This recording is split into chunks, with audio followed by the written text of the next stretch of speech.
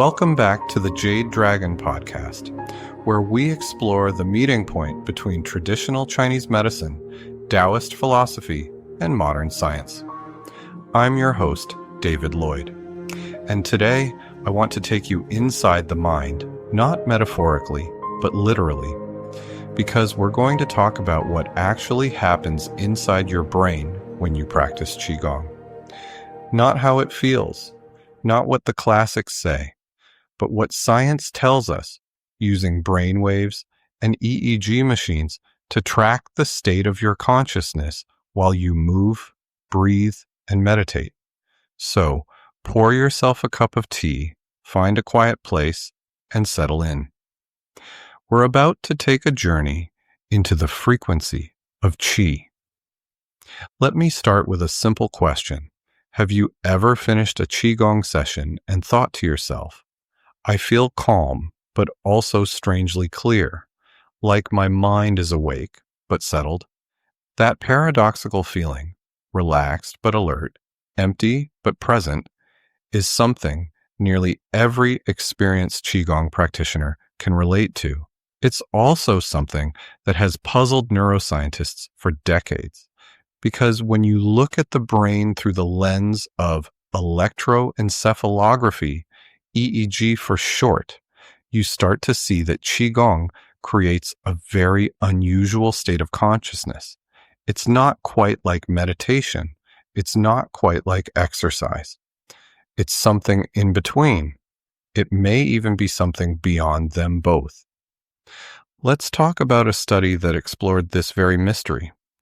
Back in 1996, a team of researchers, Kimiko Kawano, J.M. Shi, and L.Y. Duan, set out to study the effects of Qigong and meditation on the brain.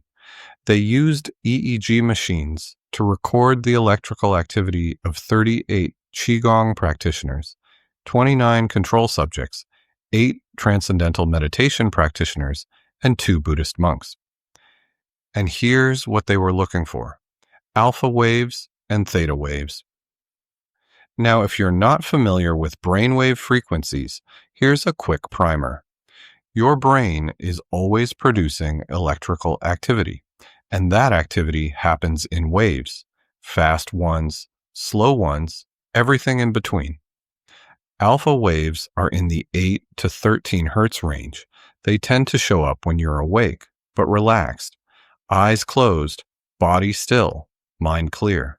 That's the alpha state. Theta waves are slower, about 4 to 7 hertz. They're associated with deep meditation, creativity, emotional processing, and those fleeting, dreamlike insights that come just before you fall asleep or right after you wake up. So, what did the researchers find? Let's start with alpha waves. In the Qigong practitioners, alpha frequency increased during practice, and that's interesting, because in most forms of meditation, especially deep Zen or Buddhist meditation, alpha frequency tends to decrease as the brain quiets down. But in Qigong, it went up.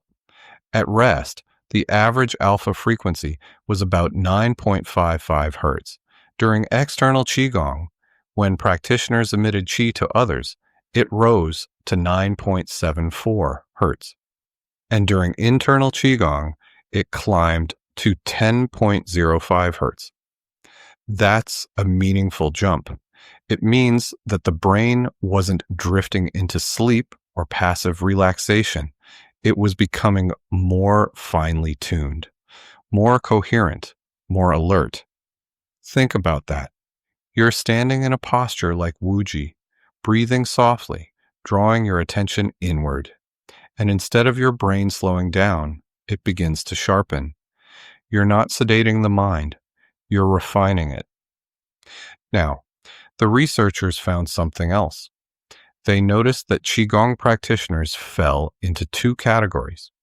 One group showed an increase in alpha frequency, what they called the acceleration type. The other showed a slight decrease, the deceleration type. The interesting thing?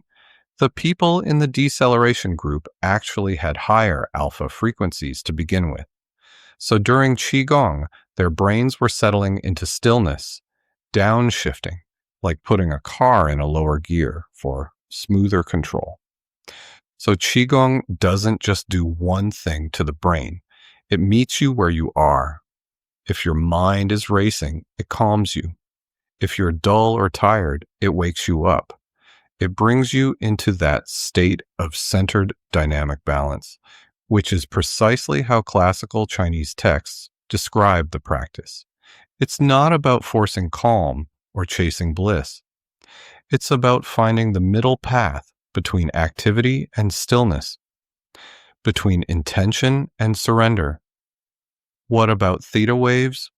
Well, theta was a bit of a surprise. Only about 21% of Qigong practitioners showed theta wave activity during rest. During internal Qigong meditation, that increased to around 37%. But here's the catch. The theta waves were short, just a few cycles at a time. Not long-lasting, dreamy waves like you'd find in deep Zen meditation. Even more surprising, the control group, the people who just sat and received qi from a practitioner, actually showed more theta wave activity than the Qigong practitioners themselves. That suggests something very powerful. Just being in the presence of an experienced Qigong practitioner, just receiving emitted qi, may induce a measurable change in brain activity. Something is happening in the nervous system. Something subtle but real. Maybe it's entrainment, maybe resonance, maybe qi transmission really does influence consciousness, just not in the way we expect. And that's the beauty of this study. It doesn't reduce Qigong to relaxation or vague metaphors. It shows us through data that Qigong is a practice of mental regulation, of neuroelectrical coherence, of harmonizing the body and mind, not by shutting the brain off, but by guiding it into a new kind of rhythm. Let's contrast this with the other meditators. The transcendental meditation practitioners in the study showed a slight increase in alpha frequency during meditation, but not as much as the Qigong group. Their practice, silently repeating a mantra, seems to stabilize the mind, but it doesn't create the same sharp upward shift in brainwave activity. And the Buddhist monks? They were a whole different story. One monk practiced a Qigong, a visualization of a Sanskrit character in the mind's eye. The other practiced Soto Zen, sitting in silence with no object of focus. Both showed a clear decrease in alpha frequency during meditation. One went from 10.6 hertz down to 9.2, the other from 9.9 to 8.9. That slowing of alpha waves is characteristic of deep internal absorption, of dropping out of cognitive engagement and into pure being. They also showed more sustained theta activity than the Qigong practitioners. So, to sum it up, Qigong increases alpha frequency, creating an alert, regulated, inwardly active state.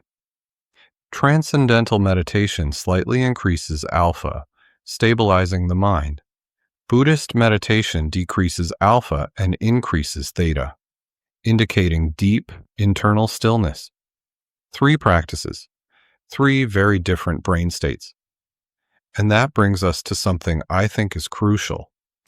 Not all meditative practices produce the same effects, not in how they feel, and not in how they shape the brain. Qigong, in particular, offers something unique. It engages the mind, not with thoughts, but with awareness. It guides intention, not toward goals, but toward sensation. It doesn't aim to stop the brain. It teaches the brain how to balance. That's why so many practitioners report feeling both calm and energized after practice. That's why Qigong helps people focus, sleep better, and regulate their emotions, without zoning out or dissociating, because it's not escape, it's refinement. And thanks to research like this, we're beginning to understand how that refinement shows up in the brain.